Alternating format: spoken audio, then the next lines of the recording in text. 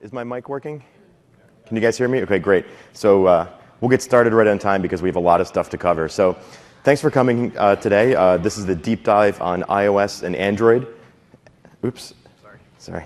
And Mac. My name is Chris Baldwin. This is Kiran Gupta. We're program managers with the Microsoft Intune Device Experiences team out of Cambridge, Massachusetts. So if you've been to any of the previous talks around enterprise mobility at Ignite this time, you've probably seen some really great discussions of some of the new features that we're building for enterprise mobility, conditional access, data protection through some of the Intune application management.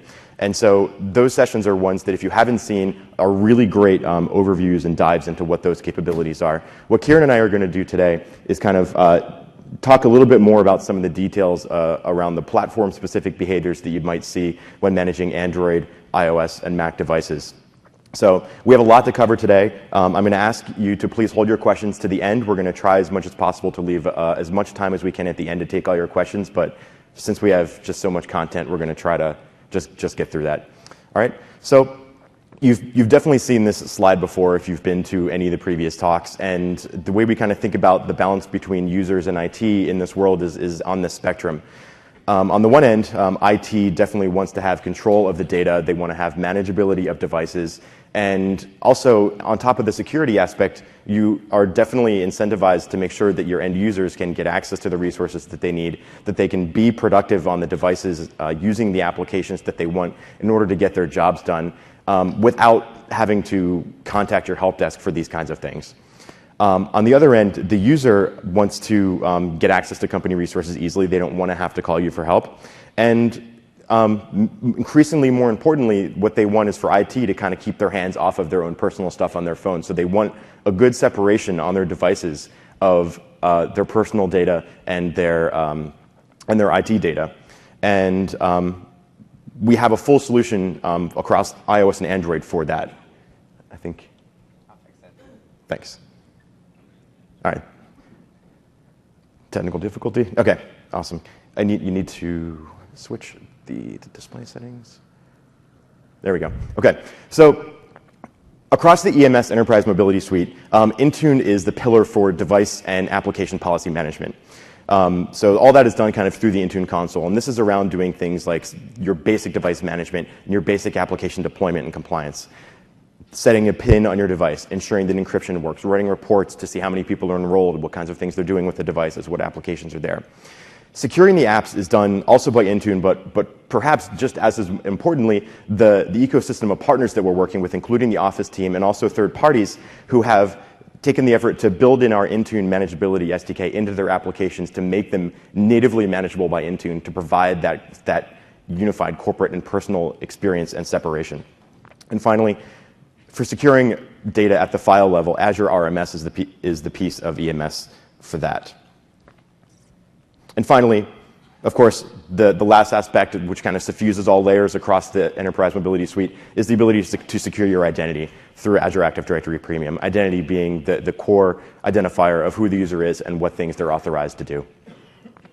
So I'm going to talk a little bit about do kind of a brief rundown on some of the data protection capabilities you may have heard about in other parts of the conference, specific to Android, and talk a little bit about some of the peculiarities and quirks on the Android operating system that you'll need to be aware of as you roll this out to your organizations. Android is a first-class citizen in the EMS stack. A lot of times when you've seen demos, particularly in previous conferences, you tend to see the demos happen more on iOS, but the reason you don't see them on Android too is just basically because the experience is very much the same between iOS and Android. And so Android, if anybody, how many people have managed Androids in their organizations right now? Okay, a lot of people. So I don't need to go into depth to explain some of the challenges that Android has with manageability. It has challenges due to its openness. It has challenges due to its kind of relatively shallow management layer, and it has challenges due to the kind of fragmentation around OEMs that's out there. And so these are the things that we're working on the Intune team, and these are the solutions. These are the problems that we're trying to get a solution for. Android is committed, or Intune is committed to providing the best on-platform manageability possible for iOS and for Android. And so let's go take a look. here's just a brief rundown of the kind of security features that you get on an Android device with Intune and EMS. And so you've probably heard about conditional access. Conditional access is the feature set whereby resources and applications can restrict themselves to users if, for some reason, the device is not enrolled or the device is not compliant. And so you've heard about those two things, whether the device is enrolled/managed, or whether the device is compliant with the policies that the IT department sets on that device. And we tend to call this configuration drift, whether a device can kind of drift out of compliance with policies that the IT pro sets. And that's particularly important on Android, much more so than on Windows and iOS. And the reason is because when you set a policy on the Android operating system, the way that they have implemented that policy, for example, being able to set a PIN or being able to do encryption, is basically a request to the user. You can call an API in the Android device, and the platform requests that the user do something with that. They can choose not to, if they choose to ignore the sticky notification that says your IT pro wants them to do this. But what you can do is you can use the conditional access to kind of force that device into compliance. You can say, OK, even if you want to ignore the notification that we're showing you to set the PIN or set the encryption, we're going to shut off your email, or we're going to shut off your access to SharePoint Online unless you go ahead and get protected. And so that's a really good way across the stack to build some extra assurances into the Android device experience and the management experience to make sure that end users' devices are really compliant and really secure before they start accessing company resources. Let me scroll down on my notes here. In terms of data protection, if you watched the session yesterday morning with Daniel and Andy around mobile application management, we're working aggressively with a full ecosystem of partners to integrate Intune manageability into applications. And what you saw yesterday was that the Office teams have done this. And there's a full suite of Office applications and Intune companion applications that are now natively manageable by Intune that are available on the public stores. And so what we've done for data protection is really developed what can be thought of as containerization without a container. Containers, in the classic sense, are very easy to think about because the container, you can just understand that the container is the security atom on the device. Anything in the container is secure. Everything is kind of inside the container. But there's a couple drawbacks from those. Number one, the user experience tends to not be great on containers. This is feedback that we've heard from many, many people. And secondly, the containers in and of themselves only protect the data that's on the device. They don't protect data syncing to the cloud, even if it's inside of the container. And so the solution to that is that the applications need to be made aware of what the right thing to do is when they're working in a corporate context or a personal context. And so that's what we've built into the Android applications that work with EMS. The resource aspect here is all about ease of access for your users. It's about getting them up and running and configured to go to access company resources with minimal effort on their end and minimal effort on your end. So as soon as a user enrolls their device into management, you can use Android to put on Android. You can push down configuration to the device to let them connect to VPN, to let them connect to Wi-Fi, corporate Wi-Fi, and certificate profiles that you can use to secure the VPN and the Wi-Fi connections as well and to use for authentication. And finally, of course, there's data loss prevention, and there's two big parts to that. Of course, once a device is enrolled, you can have the whole lost device experience where you lose the device in a cab and you can nuke the entire device from a full wipe perspective. And then there's also selective wipe. And this allows, on an Android device, to have the end user's personal stuff not touched and not erased if they just, for example, leave the company and you unenroll them from the system and the device returns to the state that it was in before it was enrolled. Or they choose to opt out of management. They choose to decide that they don't want their company resource access anymore.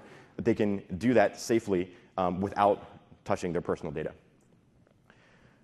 Microsoft's approach to Android management and iOS management and management across the board is that we really put a huge emphasis on the user experience because we know that if we make it easy for the user to do what they need to do and we make it easy for the user to do things the right way, they're more likely to do it the right way and the compliant way and the secure way. And we really strive to do that better than anybody else. And so to that end, one thing that is very beneficial, in my opinion, is that we have a very wide range of device support. So in terms of Android, you can bring any Android 4.0 or above device into the Intune system to get it managed. Some things that we see other solutions in the market do are that they will tailor their MDM agents for specific OEMs, or they will say one is available for Samsung or one is available for LG, for example. And that's That's good because it provides deep management on those devices in certain cases, but what you get is a fractured experience. And we put a big emphasis on user experience consistency. So it doesn't matter what OEM device your user may have or what kind of device they bring if they choose to enroll it. You can know that they're going to have the same management experience on that device. When a PIN is set by you, they're going to get the same pop-up and have the same experience.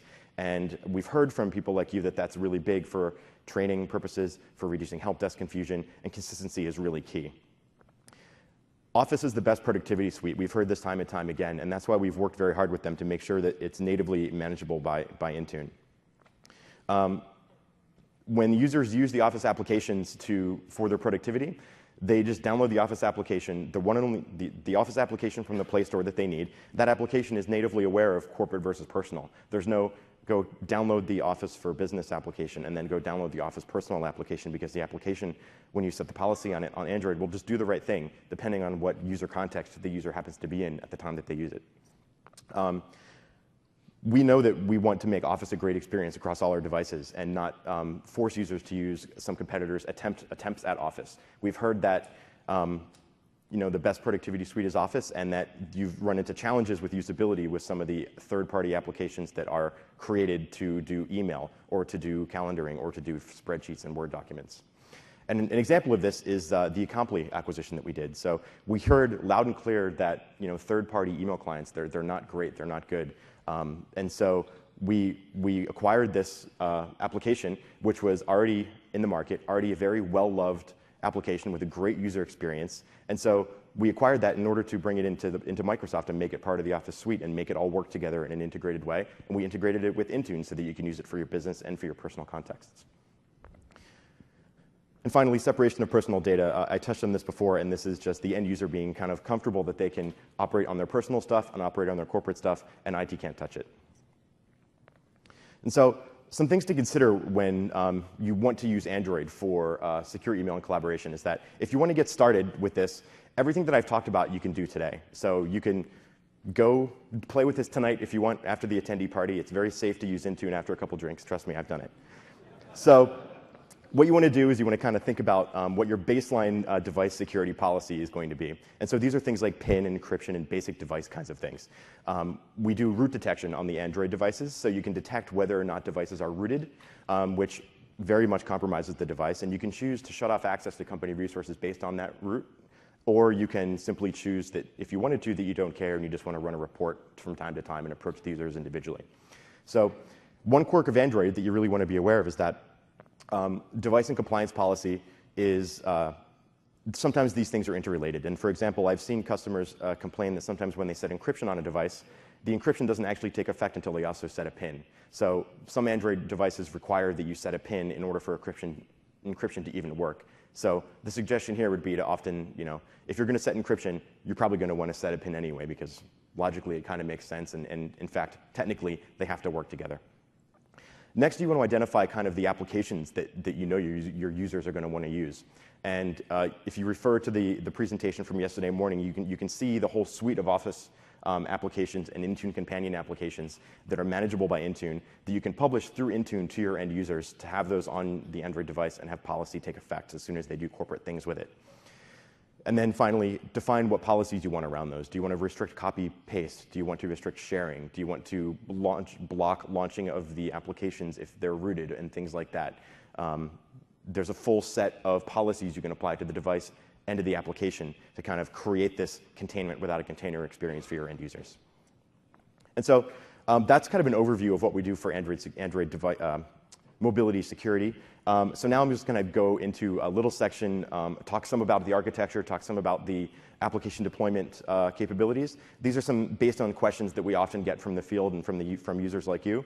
And so hopefully this will be useful.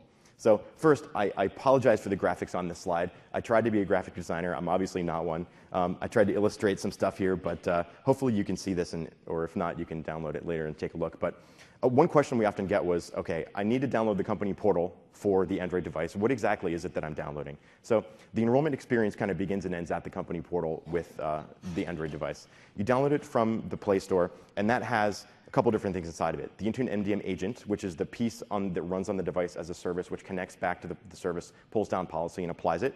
It has the company portal front-end UI, which is your enterprise app catalog for your users. You publish applications through them. They can manage their own devices if they happen to lose it, and they can find contact information for your IT department. And then for the mobile application management stuff, a large piece of the application management layer of code is actually inside of the company portal. And on the right-hand side is just a representation of a managed application. There's kind of a very light layer of the manageability code that goes on there.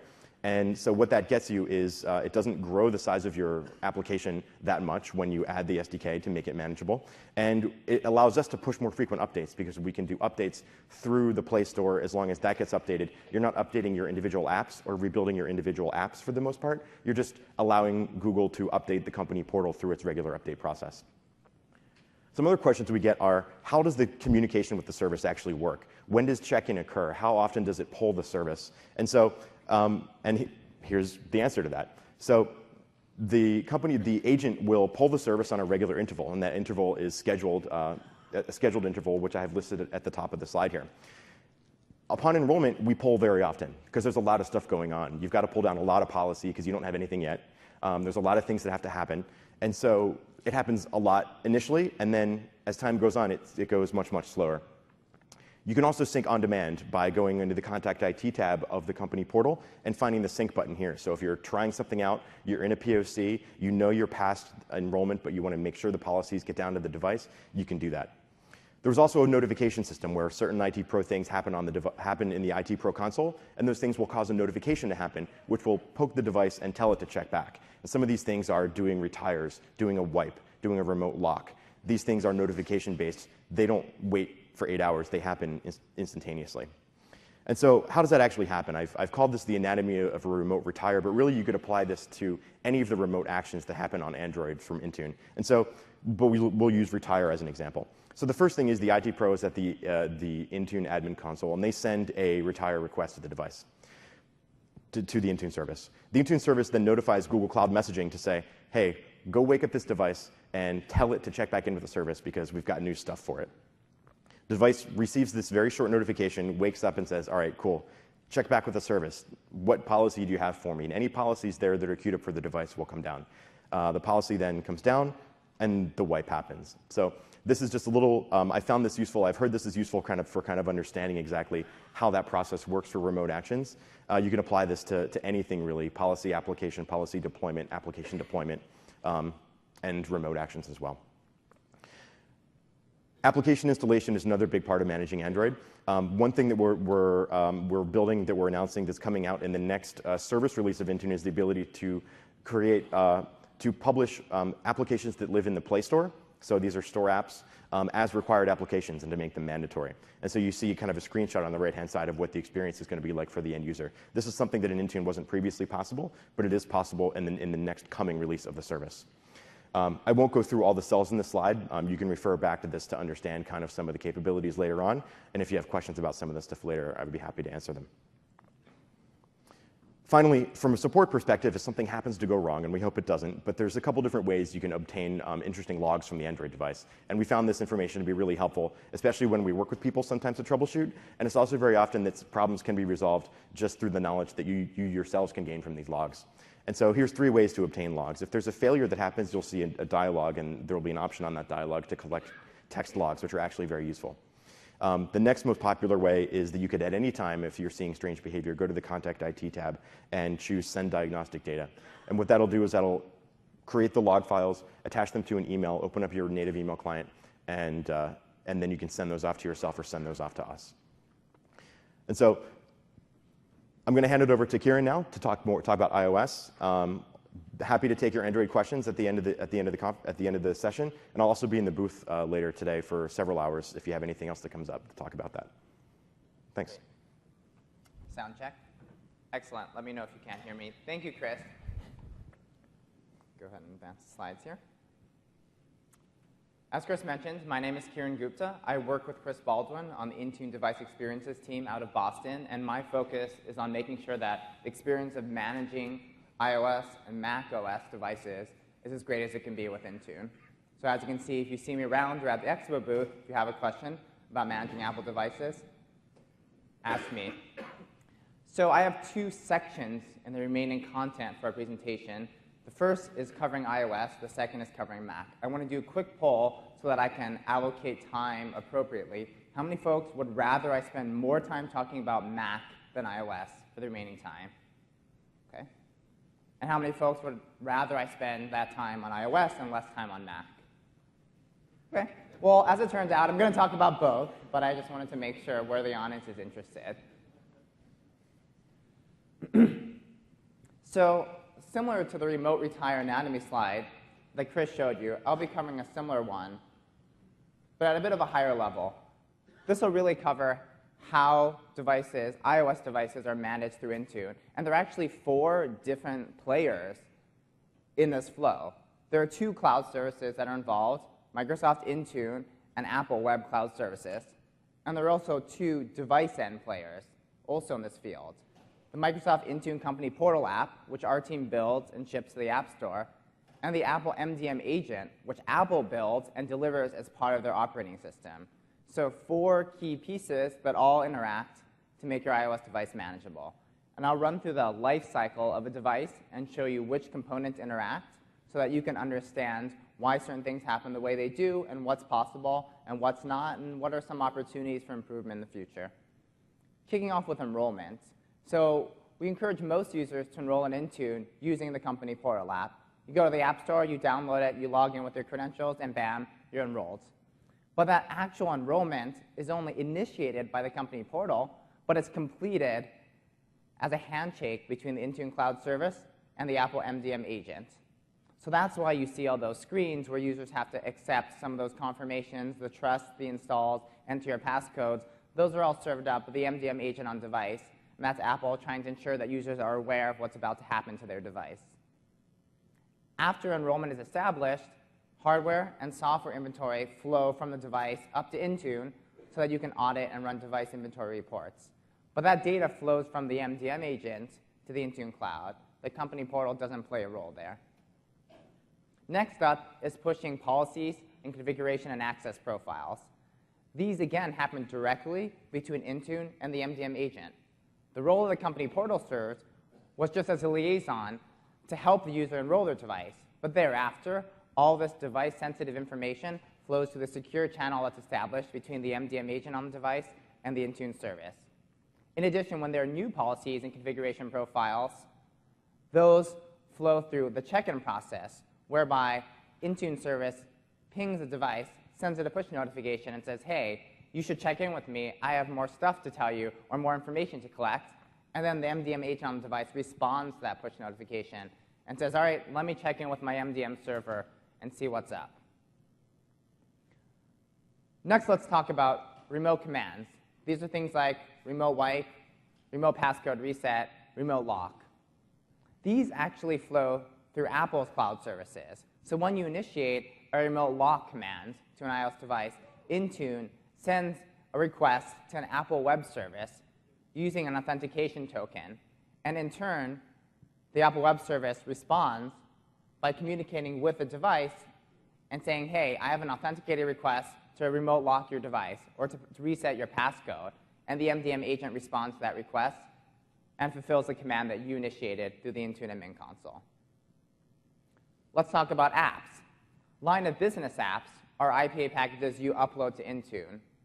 These flow down directly to the device from the Intune Cloud Service down to the device. It doesn't involve Apple Cloud Services. However, App Store apps work a bit differently. And these could be unmanaged App Store apps that are just optional, or managed App Store apps, like Managed Word, Excel, PowerPoint, OneDrive. The way these flow down to the device is Intune sends a message to your device and says, hey, 2 things. 1, go get this app from the App Store, but 2, apply a management to it. So then your device reaches out to the Apple Cloud, pulls down that app from the App Store, but then also listens to Intune, which told it to apply management to that app. So these are the 2 ways that apps can flow down to devices through Intune. And lastly, to complete that device lifecycle, a remote retire command can be initiated through the self-service company portal by the user. But again, what happens when you do that is the company portal app sends a message to Intune, and Intune says, yep, I want to go ahead and wipe the device, and then it sends a message to the MDM agent to unenroll the device. The company portal itself doesn't initiate the unenrollment. It tells Intune to talk to the device to initiate that unenrollment. And of course, you can also initiate that unenrollment from the admin console, in which case it just comes down straight from the cloud down to the device. So this is a reference slide, so you can pull the deck later and remember everything I said. But just recall, enrollment and retire are kicked off through the company portal, but actually happen directly from the MDM agent in Intune. Line of business apps, inventory, policies, configuration profiles, and checking in happen exclusively between Intune and the MDM agent. And the two purple tiles, remote commands and getting App Store apps, use Apple Web Services as a liaison to make those actually happen. Next, I'm going to talk about enrollment for a bit. There are two ways we recommend you enroll your iOS devices. On the left side, using the company portal app is recommended for BYOD scenarios, personal-owned devices. And Apple Configurator and DEP program, or Apple's Device Enrollment Program, are recommended for corporate-owned devices. If you're interested in learning more about corporate-owned devices, I'd strongly recommend you check out the session I mentioned below, Configuring Corporate-Owned Mobile Devices with Intune. A couple of our colleagues are delivering that session tomorrow morning. It'll be fantastic. They'll be doing some great demos using Apple Configurator and running through how to configure those devices. So I'm going to focus a little bit more on the left side, which is using the company portal app. As I mentioned, because this is designed for BYOD enrollment, you do need an Apple ID in order to do this. The Apple ID is required to get any app from the App Store, including the company portal app. Once you get that app, the users, as I mentioned, log in and they enroll. And after they can enroll, Intune can go ahead and push down policies and configurations. What I want to call out is the benefits that the company portal provides that are listed here. There are really three key things it does. One, the company portal provides jailbreak detection, robust heuristics to determine if a device is jailbroken. I'll be talking more about that in a couple slides. Two, the company portal registers your device with Azure Active Directory, which allows for some really neat scenarios, including secure email, conditional access, and compliance checking. And three, the company portal enables single sign-on and selective wipe scenarios with a full suite of managed Office apps. So that's the value that company portal adds here in managing a device. On the right side, with Apple Configurator and DEP program, I'll just briefly say that some of the key reasons you want to do this are that you can use these tools to basically lock a device under MDM management. You can prevent a management profile from being removed, and you can also pre-enroll a device so that when users unbox their iPad and run Setup Assistant, it's pre-configured to talk to Intune and to enroll as part of that Setup Assistant flow, which is great if you have a corporate device that you need to frequently wipe or retire from user A to user B. So the flow there is, of course, the user unboxes the device.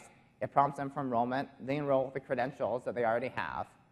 And then optionally, if you're assigning this corporate device to a user, you would have them install the company portal to take advantage of those three things that you see on the left side of the slide.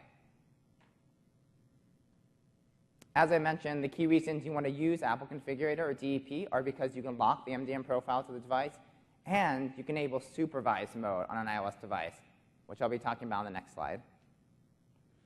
So supervised mode. I've talked to a lot of customers, some of whom are aware of it, most of whom don't actually use it for corporate-owned devices. If there's only one thing I want to drive home on this particular slide, it's to please, please strongly consider supervising all of your corporate-owned devices. There are a lot of good reasons. Some of them are listed here. I'll call out a couple. One is if you want to enable kiosk mode on a corporate device or single app mode, that's only possible through supervised mode. Another really critical reason is because of a feature called Activation Lock Bypass. End users see this feature as Find My iPhone on their device. Really awesome feature whereby if you lose your iPhone, you can locate it with GPS, you can remote lock it, you can prevent a malicious user from acquiring that device and resetting it and making it their own. The problem is if it's corporate owned, at the end of that device's life, when you want to wipe it and give it to the next employee, unless you have the first employee's Apple ID and password, you have a very hard time recycling that device. And some of you may have already experienced this in trying to recycle your iOS devices that are corporate owned. Supervised mode allows you to collect an activation bypass token to remotely reset that device without needing the original user's Apple ID and password. So that alone, you'll thank yourself for supervising your devices if you ever end up in that situation, so that you'll be able to avoid a brick device. You can also do some neat things like preventing a device from USB tethering to iTunes or Apple Configurator on another Mac. So you can prevent corporate data on that device from being ripped off of the device by USB tethering. How do you enable supervision? It's pretty easy. You just flip this check box using the Apple Configurator tool, and then you prepare your device. It does require physical access to the device, or you can use a DP program to enable supervision over the air. Again, the Configuring Corporate-Owned session will talk a bit more about that. What I usually recommend to customers is when your corporate-owned device comes back to IT for recycling to the next user, that's a great opportunity to tether it up to Apple Configurator and enable supervised mode on it. As I mentioned, please strongly consider supervising your corporate devices. That's really the takeaway from this slide that I'm hoping to share. Let me talk for a moment about jailbreak detection, a very popular topic. As I mentioned, the company portal has robust heuristics for detecting jailbroken devices. How do we do it is a common question we get. The key thing I want to drive home here is that we do it by looking at symptoms of a jailbroken device. We don't search for specific jailbreak kits, because that's not a future-proof mechanism. Instead, we look at the device and we look for telltale signs that it's been jailbroken. A device fundamentally changes when you jailbreak it. Certain binaries, folders, and locations are accessible. Apps can do things that they normally shouldn't be able to do. The presence of certain apps or files are telltale signs. We look for all of these, and we have a heuristic that determines whether or not your device is jailbroken based on those signs. It's future-proof because we're not hard-coded to a set number of jailbreak kits. And furthermore, as new jailbreak kits come out, we regularly test against those jailbreak kits just to make sure that our heuristics are working as expected. So that's how we do jailbreak detection using the company portal. My last key content here that I wanted to talk about in a bit of depth is custom policy. Custom policy is a really robust feature that Apple introduced. It effectively allows you to configure any setting on a device that Apple makes configurable through their MDM channel. This includes settings that Intune or any MDM solution support in their native admin console, but also includes any other setting that Apple has published. So where do we actually find those lists of settings? Well, nicely, Apple has delivered a configuration profile key reference that tells you all the different settings that are available. It's on developer.apple.com. It's quite a lengthy document, and it tells you every single setting on an iOS device and on a Mac device, which you can configure through MDM. If you're not familiar with it, check it out, because it'll answer a lot of questions about what you can and can't do with managing iOS devices. So now that you know about this, what do you do with it? There are two ways you can deploy a custom policy to your device. One is using Apple Configurator, which I'll show you in a moment. And the second one is actually custom writing a custom profile XML file yourself, which may sound a bit tricky, but it's actually not, and I'll show you why. So let me go ahead and dive into a quick demo on how to use custom profile. So let's assume that what I want to deploy is a VPN profile. This is a pretty common request that we get. L2TP is a fairly common protocol that iOS supports natively. You can do a quick search, and you can see here are the different key value pairs you need to define for an L2TP VPN profile. Fortunately, as it turns out, this is one of the settings that Apple Configurator supports. So I'll flip over to that and show you what that looks like. Now, for those of you who haven't used Apple Configurator before, it's an app. It lives in the Mac App Store. It's free. It's compatible with the latest version of Yosemite. Just install it, and you'll have access to everything that I'm about to show you. So what we're going to create here is a new L2TP profile. All the magic is under this plus button that says Create New Profile. Once you do that, you're instantly able to access every setting that Apple Configurator can define on an iOS device. So we'll just call this my profile here. You can enter some additional information if you want. Because we're not interested in the other settings, I'll just flip straight over to VPN. You can see the different types of VPN profiles that are supported.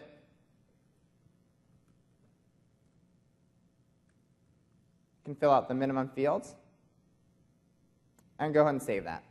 Once you've saved it, the next step after creating your profile is to export it. Tap this export button here. I'll go ahead and save it. Now, here it is, my L2TP profile. If we were to take a look at this using TextEdit, it's not a very complicated file. Most of the magic actually really only happens in about 3 or 4 lines here. These are the payloads and key value pairs that I entered. The rest of the content that's up there, make this a bit bigger. The rest of the content that's in here, that was not bigger. The rest of the content that's here is just metadata provided by Apple Configurator to authenticate this XML file to make sure it wasn't maliciously created. But again, the key content is really this component right here. And the reason I bring this up is because Apple Configurator, while it's a really awesome tool, only supports a subset of all the different settings that you can manage on an iOS device that's MDM managed. All those settings you can see on developer.apple.com. And if you find one that's not supported in Apple Configurator, you can just write your own XML using the key value pairs that Apple has defined. You can even use Apple Configurator to create a baseline XML and just change the values and the payloads to the ones that you care about, which is something that's supported as well. So now that we have that file, I'm going to go ahead and show you what it looks like using Intune to deploy it.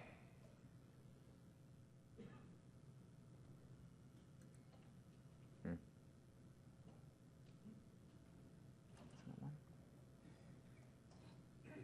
you know which input it is? Go back to it. Are you looking for the slides? Yeah. Excellent.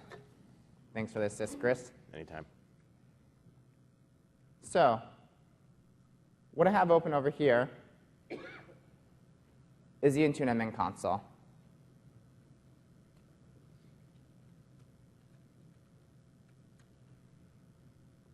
That L2TP profile I created, I've already added to this device. It's on the desktop just for ease of upload. You'll see that I can use the admin console to go ahead and import that mobile config file and then deploy it out to devices. To actually do that, I start in the policy workspace, and I create a new configuration policy. The setting is lurking here. It's very unassuming, but it's, as I mentioned, a really powerful feature. I can go ahead and import that file, and you'll see that the XML appears here, just like I showed you in TextEdit. I can save the policy, and then you can deploy it out to user groups and device groups, just like any other policy. Go ahead and choose one of these groups here. Deploy that out. You'll see that come down to a device later in my second demo. So to recap, I showed you the awesomeness of using the configuration profile key reference to define any setting that's available on an iOS device. I discussed 2 different ways to do it, including Apple Configurator and writing the XML yourself, and then I showed you how you can use Intune to upload that mobile config file and deploy it out to users with just a couple clicks.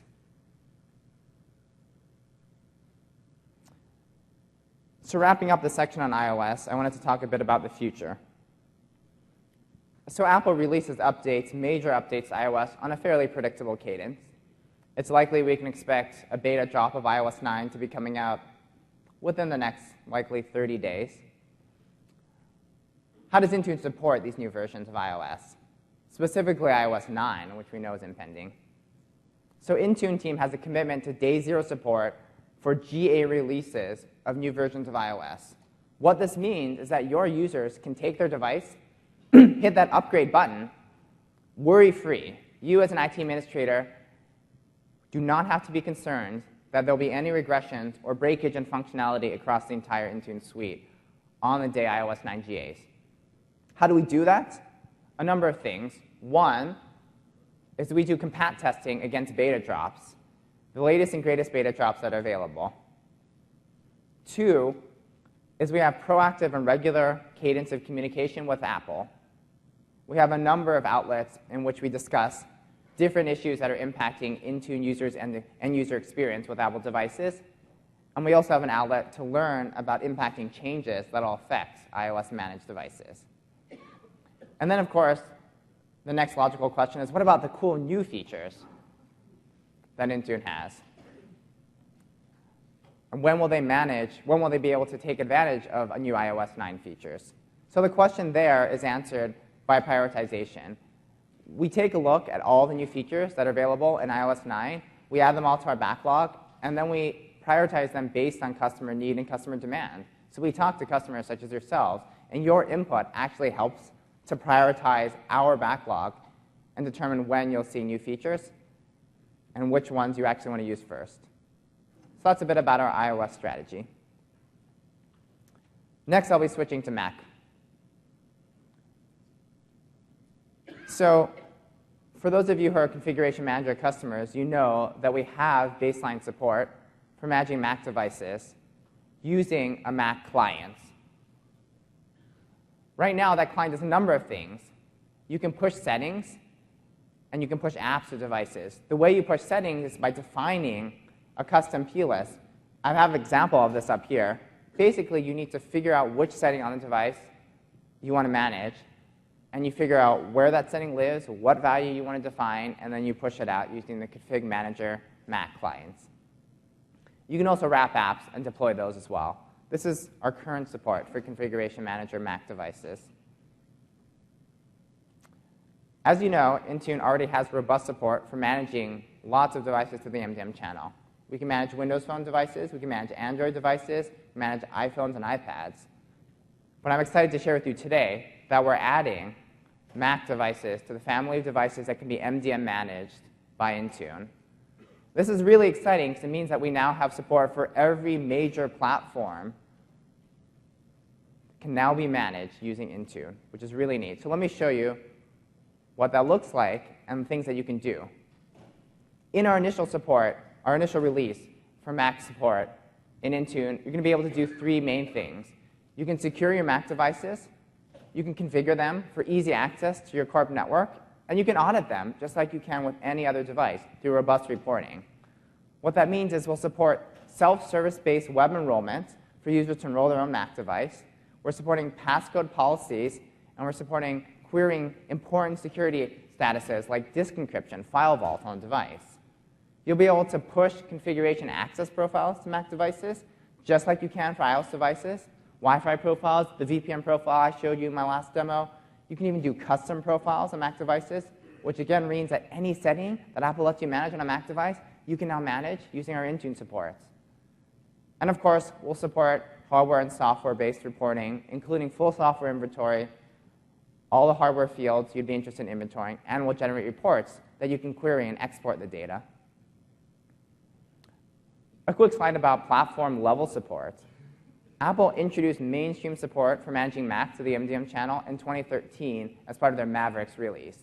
As a result, Mac OS X Mavericks is a min version of Mac required to use this level of Intune support, since it's based on the MDM foundation of Mac management. And of course, we support Yosemite in all future versions. We fully expect Apple to continue supporting the MDM channel on Mac devices. And in fact, given that it's relatively mature, we expect to see a lot of interesting new functionality surface through the MDM channel on Mac devices. So let me show you a quick demo of what that looks like, so you can see what we've been working on to improve Mac support.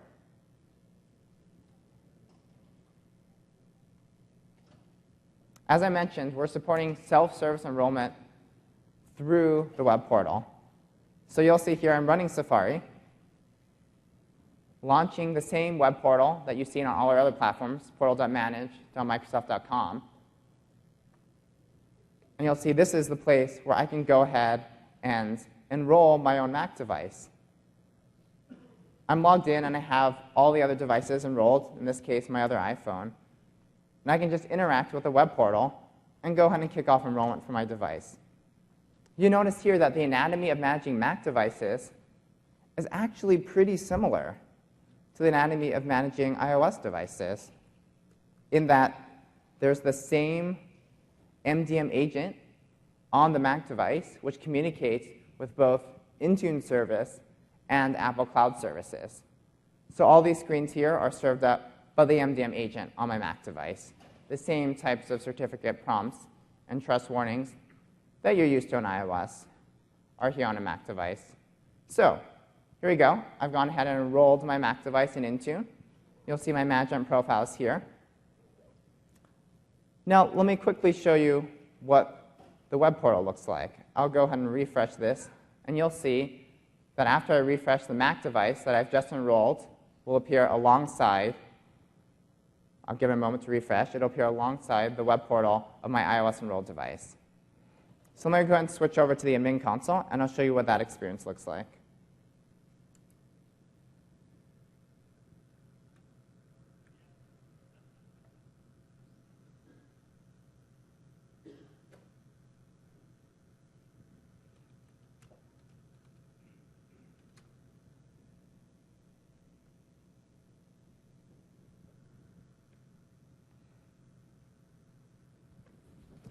So for those of you who are looking, you'll notice that the URL is slightly different on this admin console. This is our internal environment for beta testing our newest, latest, and greatest features. But everything that I'm showing you will be available for customers to flight. That means to enable for select customers in the next quarter, in the later part of this quarter, and it'll be available publicly later this year. So let me show you what we've done to add support for Mac devices. You'll notice when I'm creating a policy template, we've added a new policy node called macOS 10. It has the same sets of configuration items that you see for iOS we now support for Mac, including custom policy.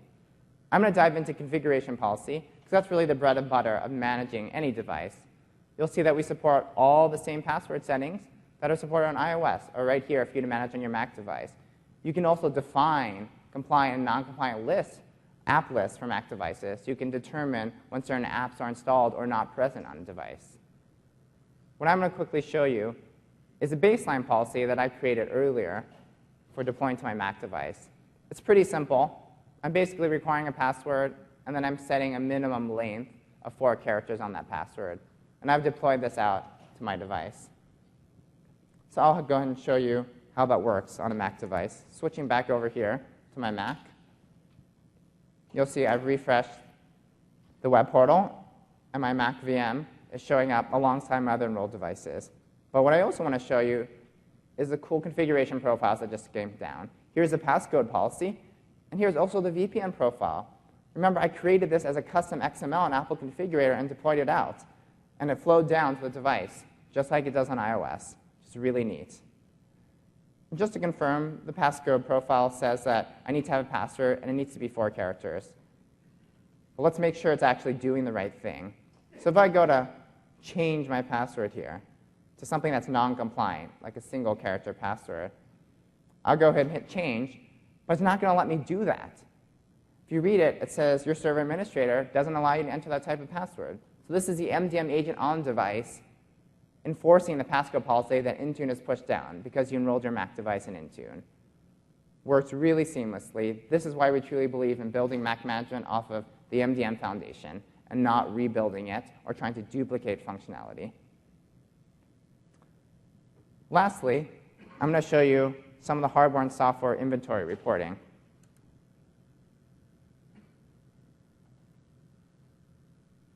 We'll be adding a couple new reports. This is one of them. We're going to go ahead and generate the hardware inventory report, and you'll be able to see my Mac device right here is listed alongside my other enrolled devices with all the hardware inventory fields you'd care about. I like to point out a couple neat ones at the end. We've added support, of course, for your Ethernet MAC address. You can determine if devices are connected and enrolled. We're also tracking activation log here so that you can know if this device, when you recycle it, will need the user's Apple ID. And we're also tracking the status of encryption. In this case, my VPN is quite out of compliance. Recryption is not yet enabled, but you would want to make sure that full disk encryption is enabled on Mac devices. And lastly, I'll go ahead and show you the full life cycle. Let's go ahead and remote retire that Mac device. So here it is. You'll notice it appears alongside the rest of my managed devices. I can go ahead and initiate a remote retire. But what I want to do before I do that is show you how quickly that happens. So I'll go ahead and kick off the retire from my Mac device. And I'll take you over here. And I don't know if you caught that, but seconds later, my Mac device is unenrolled. All those profiles just disappear, and now my Mac device is in a standard unenrolled state. So that's currently what we're working on for Mac management, and I'll talk a little bit more about what's to come. So this is a bit of a roadmap slide for Mac management. This talks about Microsoft's philosophy for managing Mac devices. What I've just shown you is foundational MDM support for managing Mac devices. The slide's not up on the thing. Thank you, Chris. No problem. I got it.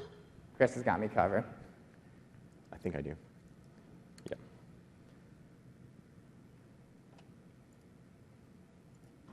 Sweet. Thank you, Chris.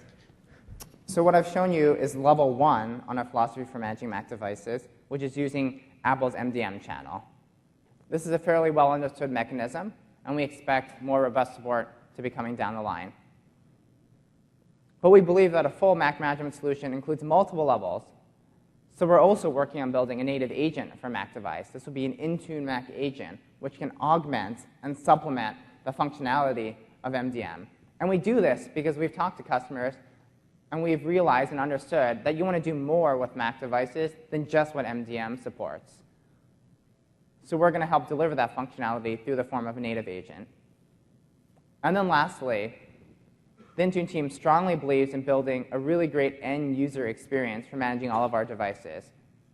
So no management experience would be complete without a self-service company portal experience, which would allow end users to easily enroll their device, to get help content from their IT administrators, to get access to applications that are made available to them, all in a native user experience that looks and feels like it belongs on the device. So that's what we're thinking when it comes to the future of managing Mac devices. At this point, we did want to leave a lot of time for questions, because this is a deep dive session, and we feel that a lot of the value comes through the questions. So there are mics here and over here on the far aisles. If you do have questions, we welcome you to come up to the mics, and we'll take those. For the rest of you, please feel free to move along to your next session and enjoy the rest of your time at Ignite Conference. Thank you all.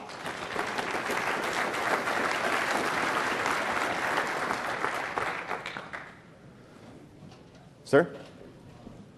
So for both the Intune portal as well as the SCCM hybrid model, what type of auditing do you have when a management action is taken?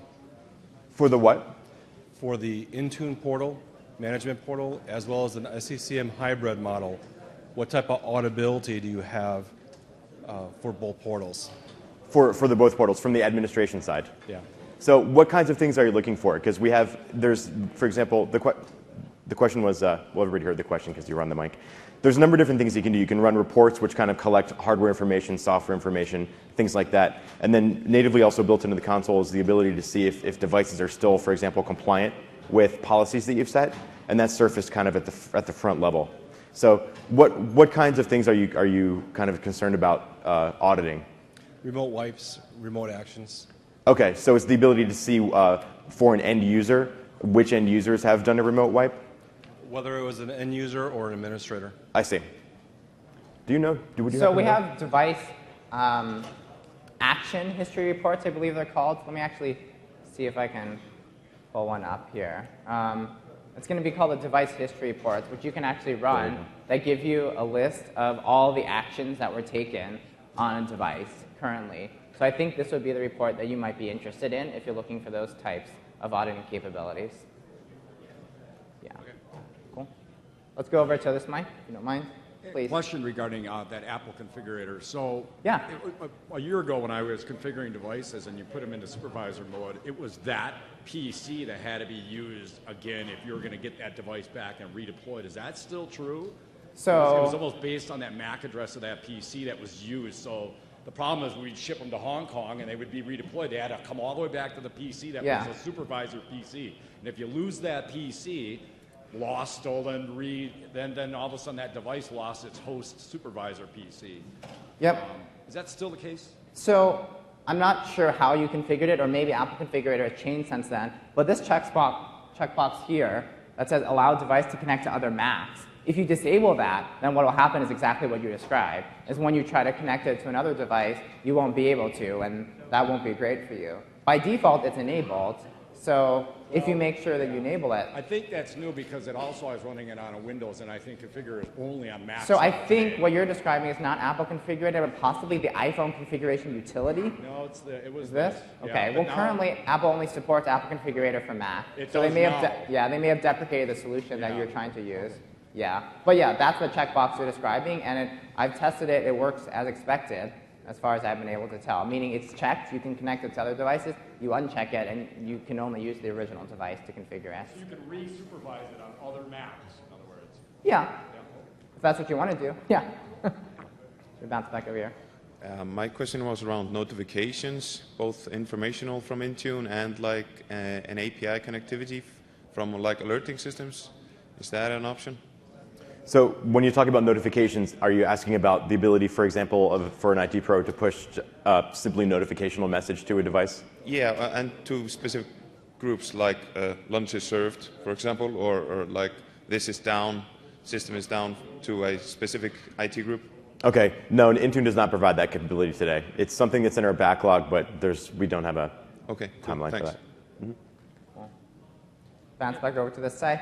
Yeah, so the question's over mobile application management. Are you able to use some of the same MAM policies related to copy, cut, paste restrictions on content from either the Office suite or Word documents or whatever on a Mac?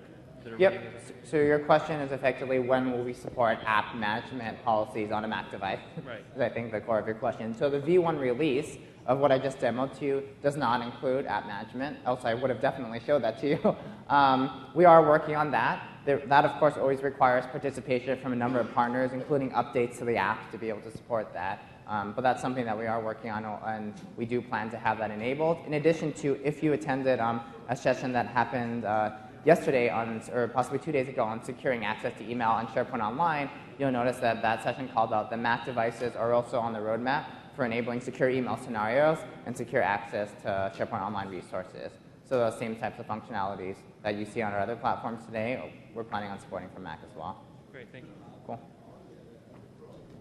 Other side?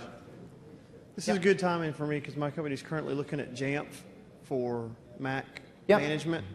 Can you go over again the timelines you're looking at for this to be available? And then the other thing is, how are you providing access to corporate resources? Because with the Jamf solution, we're looking at actually doing a domain join of the Mac. How do you get that through Intune? Okay, so your first question is what's the timeline for all this good stuff you showed me? And the second question is around, do we have any integration with domain joining of Mac devices? Is that a good summary? So the first question, to be clear, all the stuff that I show you today is working in our internal environment. We plan to roll that out to select customers in this current quarter. So these are customers we've already engaged with, and we've discussed with them the option to beta test our functionality. It'll be available generally to the rest of our customers next quarter is what we're looking at for that timeline. In addition, we are also working on hybrid parity. So I showed you Intune standalone support for managing Mac devices. We're in parallel working on hybrid parity and expect to have that available in the next quarter as well. So that's currently the timelines. Your question about domain joining, I'll have to ask a follow-up. So are you asking, can we force devices to be domain joined before they're managed, or is that, what's the crux of your question there? I guess my question is really, we have users that have Macs. They want to be able to access corporate content, whether it's, I don't even know what all it could be, but possibly email, SharePoint, Sure. whatever. How how do we make that happen? Today we're looking at using Jamf to do like a domain join and managing it through their console. Yep. So at this point, just like our other platforms, we encourage users to onboard Intune using either the company portal app, or in this case, the company portal website that I showed you. So that would really be the way you'd message this currently, is if you want to bring your device into compliance, go to portal.manage.microsoft.com or whatever your redirect URL is, and then the rest of it is all self-service from there. In the future, as I mentioned to this gentleman on the other side, we'll be working on secure email and secure access to SharePoint Online scenarios, where the flow would be slightly different. The flow would be something more like you try to set up email using Outlook for Mac. And if your email box is quarantined, instead of getting your email, you get the quarantine mail that says, oh, your IT has required that you manage your Mac device before you get your email. Click here to do that. And then that would help onboard them. Similar for accessing SharePoint Online content in the future. So that's how we see in the future functionality, users onboarding. Currently, it's onboarding through the self-service company portal website. That's what we're looking at. Cool. Thank you. Thanks for your question. Hello. Hi. Do you guys support the Apple VPP program with Intune? For Mac specifically? For iOS, sorry. Gotcha. Because we both purchased 300 licenses of an Apple app from the App Store. Can you hook that? Yeah, so your question is, will we support Apple VPP, the volume purchase program, on iOS devices? Yes, that's actually on our public roadmap. If you go to microsoft.com/server, you'll be able to see our public roadmap. And currently it says for iOS, we are planning to add support for VPP. You'll also see Mac management there and a number of really neat things. So I recommend you check out our public-facing roadmap on our website, and you'll see some good stuff there. Perfect. Thanks. Cool. The question is about single infrastructure and the multi-partition in the operation. Suppose there's a need for a separated boundary across different group of within the organization, but there's still a multi-tier of IT support.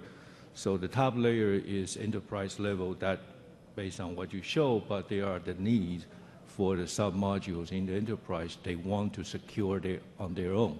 So they can provision their device, they can manage their application, they can define the security of the content that will be kept within this module.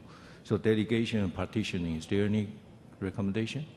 So it sounds like you're asking about role-based access controls. I don't know if that's what you're actually asking. So you're asking for the ability to have different types of administrators that can take different actions? Exactly. Yeah. Suppose there's a treasury, there's security, they don't want outsider, even in Yep. the same organization, they want to keep their boundary, managing everything by Right. themselves. So that sounds like you're asking about RBAC, role-based access controls. So actually, again, I'm not sure if this is on the public roadmap, but it's available in our next release. We're introducing a new role called the help desk admin role in Intune Standalone, which is the beginning of our attempts to sort of service those needs there. And the idea is the help desk admin would be able to take limited actions and see limited content in a read-only state. And we're working on expanding that functionality to include different types of roles, or even the ability to define your own roles. So that's where we're at currently for support of access controls. Yeah. Actually, Kieran's right, but today, though, you actually have kind of a subversion of that that's available in the production environment at this moment. If you go to the Groups tab, you can do, I forget what the button is actually called, but it's at the top of the page there, and you can segment groups of devices to groups to users, to specific administrative users, and they'll only see the users and devices that are assigned to them. They can still do everything to the devices that a global administrator can, but they only see the ones that are assigned to them. So today you can segment them out by groups, but what Kieran said is true. We're also building additional levels of control that you'll be able to target in the same way. Yeah, we need another role is the IT support to support that segment of users. Could you repeat that? I'm sorry. The IT support, dedicated IT support to delegate their power to be able to support limited segments of users. Okay. Gotcha. Thanks. Cool. And sorry, before we take the next question, I do want to point out that there is also this Yammer second screen experience. I don't know if any other sessions you attended are doing it, but Chris and I plan to participate in this. So if you go to the Yammer Ignite network, which you should have access to, go ahead and look up our session by number, and then just ask your question down here. We'll do our best to try to respond as well as part of the second screen experience. Yeah, and we'll be looking at this as the days go on too. So if at the conference ends and you weren't able to find us at the booth and something pops up, put it on Yammer and then we'll take a look. Cool. I think we should bounce over here. Yep. That's where we're at currently. Cool. Please. Yeah, I don't have any experience with the Apple configurator, but in the policies you had stuff for certificate pushing. Mm-hmm. Does that allow for auto-enrollment or re-enrollment? Sorry, does it allow for? Re-enrollment. So today we're basically pushing certificates through email to our Mac Okay, devices, not having great. them import it. It's when it expires, they have to go through the same process Gotcha. again. Does this allow? Yeah. So have you used Intune currently at all? Are you familiar with it? Okay. So if you were able to take a chance to look at Intune, what you can do, because we have a 30-day free trial option as well. If you just go to the website, I recommend you check that out. But you'll notice that our cert management already baked into the Intune support for all of our platforms already handles that scenario. So in the case of cert renewals, you just need to upload the renewed cert, push it out to users' devices, and the devices will take it, they'll get it remotely, and be able to update their cert. So that's planned for all devices that are supporting cert management. Yeah. Okay, thank you. Cool. Hey, can you talk a little bit more about the reporting capability? It looks like there's some canned reports. Is there the ability to customize those, make your own reports? Yep, so I showed you an example of a device, I think, inventory report for Mac specifically. We support on other platforms. Currently in Intune Cloud solution, the reports that are available are the ones you see, so what you see is what you get. If you're running a configuration manager solution in a hybrid configuration with Intune, you do have the ability to run your own reports. And that's something actually internally our IT department really loves to do reports. So in their environment, they do custom SQL queries on their database to spin up their own device report, and they're actually not interested in the pre-canned reports, and that's their ability. So the answer currently is in a hybrid solution, yes, you can do your own reports, and the cloud-only solution, currently, we're looking at pre-canned reports, but we're trying to have the ability to create arbitrary querying as well. All right, thanks. Hi, question for you on the company portal on iOS. If it's used for enrollment and then the configuration profiles are pushed down to the device and the company portal is subsequently removed because it's handling the jailbreak detection, what state is that device left in at that point? Well, which state do you think it would be left in? It sounds like it could be in trouble. It's not able to do jailbreak detection, and it still has corporate resources. Yeah, it would be left in an unknown state is what would happen. So if you were to run a device inventory report under the jailbreak category, you'd see yes, no, or unknown, and that would likely fall into the unknown category. Okay. Yeah. So what action do you have there to come back into compliance? I mean, contact the user, I guess, and say, get the company Yeah, out. I mean, it's the same abilities you have for any sort of out-of-compliance issue, right? It's like typically you would run the report, you'd see that there's an unknown state, and then you would say, hey, what's up? But typically, it's unlikely, well, in most cases, it's unlikely users would install the company portal, not because they're trying to, do the runaround for jailbreak detection, but because of all the other end-user value that breaks. Like single sign-on with their apps, they'll see isn't working anymore. Right. They'll notice that when they launch Manage Word, it may actually redirect them and say, you need to get the company portal because of XYZ. We couldn't check in on this interval. We don't know about your jailbreak status, etc. So there are other hooks in the end-user experience that incentivize them to not do what you just described. Okay. It still happens, and that's why the unknown state exists. But we think that we already have existing models to push users back to getting that app and leaving it on their device. Is there an ability to do a selective wipe if that state is reached? Yeah, there's always the ability to do any of the remote actions, right? As you recall from my anatomy slide, all those remote actions, they don't flow through the company portal, they flow through Intune, Apple, and then down to the device. So yes, you can do selective wipe as well as full write, remote log pass, go to reset, all those same scenarios are supported. But that's still an administrator action at that point? Yes, okay. It would always be an administrator action, except for self-service unenrollment of your own device, which you can do at any point. Yeah. Just for completeness on the Android side, if the user happens to remove the company portal app from the Android side, that unenrolls the device and removes all the corporate resources. So there's not that separation of existing agent and company portal and Android because they're the same thing, just to round out the answer. Over here. What information does Intune collect on the mobile devices, and can it be customized to not collect certain information? So your question was, can you customize Intune to not collect certain information? Yes. Is that your scenario? Like, what are you interested in not collecting? Like browser history, phone number, any type of personal information. Gotcha. On the device. So I can't speak authoritatively to the browser history, although I know on iOS we definitely don't collect that. In terms of phone numbers, we currently collect it, but we kind of obfuscate it. We show you the last 4 digits is where we're at currently for devices. In addition, for for mobile devices that are not corporate owned, we only inventory managed applications. So we felt like we've already done a pretty robust job of collecting the information that should or shouldn't be shown for corporate or personal devices. Right now, you can't necessarily change what that looks like. I would say typically we haven't gotten a lot of requests for that, but I appreciate the feedback. We can take that into consideration to figure out what we should and shouldn't collect. It might make your reports look a little strange, though, right? Mm-hmm. You run one of the reports, and we expect to have these fields, and actually they're just all empty. But that's where we're at currently with that functionality. Okay. Thank you. Intune does not collect browsing history, though, okay. if that's a particular item that you're concerned about. Okay. Thank you. Cool, thanks. I got 2 questions. This is a cloud standalone version Intune. So when are you going to centralize either the account at manage.microsoft.com either into Azure into 365? Where is it on the roadmap? On the second question on the actual Intune portal on the reports, when are you going to have scheduled reports so we can actually schedule reports and have them delivered on a time basis? Cool. So your first question was, when will we centralize them in portals? Yeah, so we don't have to go to 2 different URLs. And the second question, sorry, what was the second question? Scheduled reports. Oh, pre-scheduled reports. Gotcha.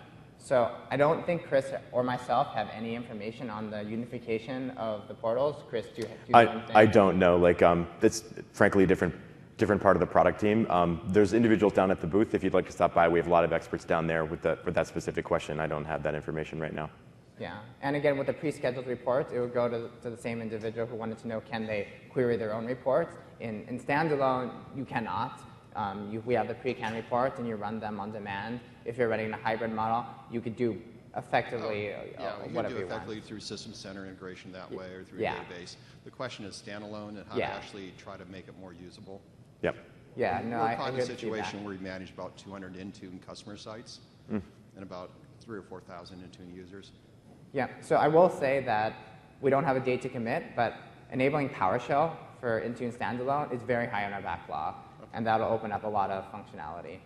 So that would address a lot of these types of pain points currently. Yeah, the feedback is clear, though. Thank you for explaining the scenario. Cool. Thanks so much. Awesome. Chris and I will hang out here, of course, for a bit, and I think it's lunchtime anyway, so thanks for your guys' time and questions. Sure, yeah. Yeah, please.